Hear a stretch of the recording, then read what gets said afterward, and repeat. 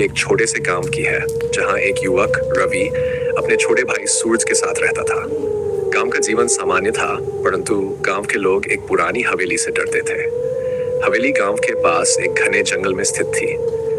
कहा जाता था कि कई साल पहले उस हवेली में एक परिवार रहता था, लेकिन किसी रहस्यमय दुर्घटना में उस परिवार के सभी सदस्य मर गए। तब से वह हवेली वीरान पड़ी थी और लोग कहते थे कि वहां कुछ अशुभ शक्तियां रहती हैं।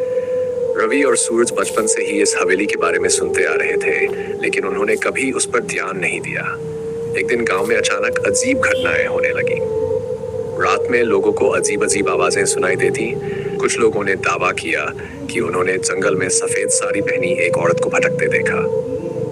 गांव के कुछ जानवर भी गायब होने गए, जिससे गांव वालों में डर का माहौल पैदा हो गया।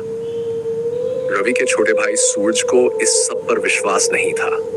उसने सोचा कि यह सब सिर्फ गांव वालों की अफवाहें हैं। एक रात सूरज ने रवि से कहा, भैया, हम हवेली चलकर देखते हैं कि वहां सच में कुछ है या नहीं।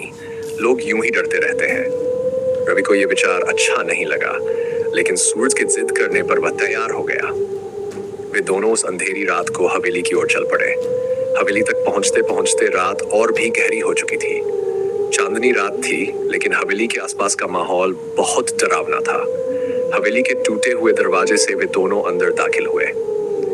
अंदर सब कुछ धूल और जाले से भरा था। ऐसा लग रहा था जैसे सालों से वहां कोई नहीं आया हो।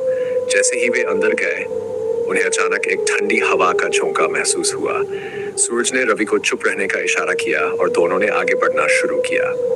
अचानक हवेली की एक खिड़की खुद से खुल गई और एक तेज चीख गूंजने लगी। रवि और सूरज डर गए, लेकिन उन्होंने हिम्मत नहीं हारी। जब वे हवेली के बीचों बीच पहुंचे, उन्होंने देखा कि एक पुराना आईना वहां टंगा हुआ है। अचानक उस आईने में एक औरत का अक्स दिखाई देने लगा। उसकी आंखों में अजीब सी चमक थी और वह दोनों भाइयों की ओर इशारा कर रही थी। सूरज ने रवि का हाथ पकड़ा और बोला, भैया, हमें यहाँ से भागना चाहिए। लेकिन तब तक बहुत देर हो चुकी थी। उस औरत की आत्मा ने उन्हें घेर लिया। रवि और सूरज चीखने लगे, लेकिन उनकी आवाज बाहर तक नहीं जा रही थी। अगले दिन गांव वालों ने हवेली के पास रवि और सूरज के जूते पाए, लेकिन वे दोनों कभी वापस नहीं लौटे। आज भी गांव वाले कहते हैं कि अंधेरी रातों में हवेली से चीखने की आवाजें आती हैं और अगर कोई उस हवेली के पास जाता है तो वह कभी वापस नहीं आता।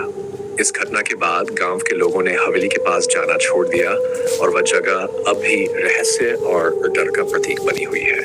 कभी कभी जिन चीजों पर हम विश्वास नहीं करते, वे सच्चाई होती है।